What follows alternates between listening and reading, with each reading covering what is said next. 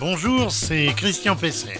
Je vais vous parler aujourd'hui du chauffage gaz et des aides encore disponibles. Bonjour Marie Cambrelin, vous êtes responsable marché de l'habitat existant chez GRDF. Bonjour Christian, c'est bien cela. On a beaucoup entendu parler ces derniers temps de l'éventuelle interdiction des chauffages gaz.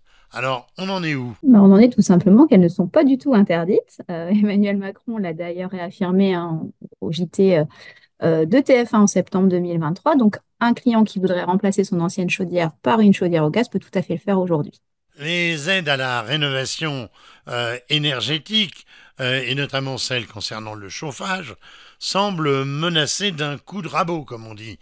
De ce fait, la question que je vais vous poser, c'est est-ce que le chauffage gaz, du coup, est concerné et n'est plus aidé?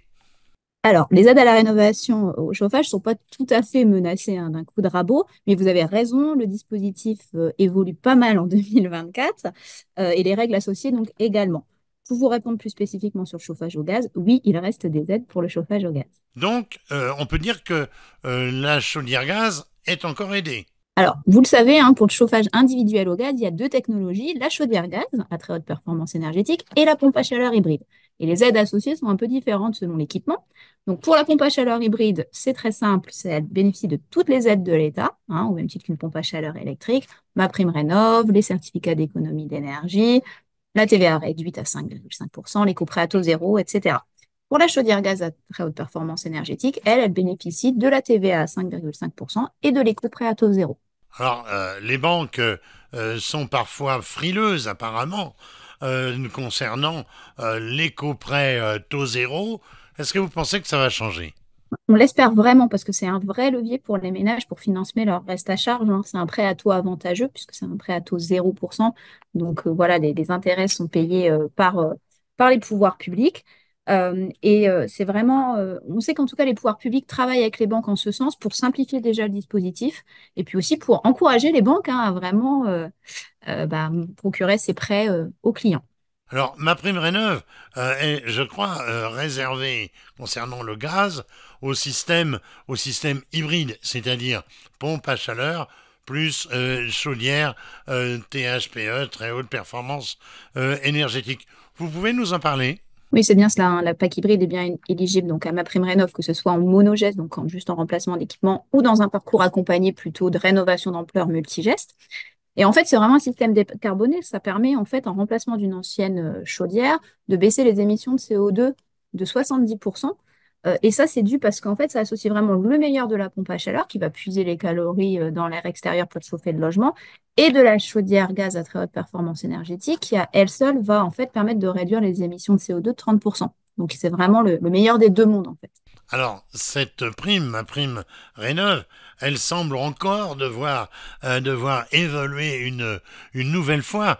Est-ce que vous avez des informations à ce sujet? Ouais, alors effectivement, hein, le dispositif a beaucoup évolué au 1er janvier et les organismes professionnels se rendent compte que c'est un peu complexe et du coup, on rencontre les ministres pour vraiment aller vers de la simplification. Donc là, les discussions sont en cours. Le dispositif devrait évoluer courant mars, donc on en saura plus quand les arrêtés et décrets seront sortis, mais on va vraiment vers plus de simplification afin de massifier la rénovation et que les ménages puissent accéder à des aides pour leur rénovation énergétique.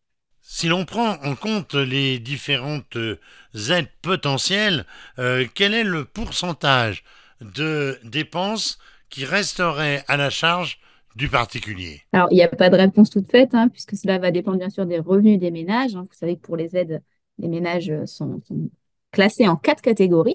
Mais si on prend par exemple l'exemple d'un ménage aux revenus très modestes, s'il installe une PAC hybride en monogeste, il pourra bénéficier de jusqu'à 70% d'aide, donc son reste à charge ne sera que de 30%. Et s'il va se faire un parcours accompagné, donc vraiment multigeste, ces aides pourront atteindre jusqu'à 90% du montant des travaux, donc avoir un reste à charge de 10%. Donc on voit que c'est quand même des aides très avantageuses, mais voilà, qui sont graduées en fonction du revenu et des travaux effectués. Merci Marie Cambrelin. Je rappelle, vous êtes responsable marché de l'habitat existant chez GRDF. Eh bien, à la prochaine fois sur reno-info-maison.com.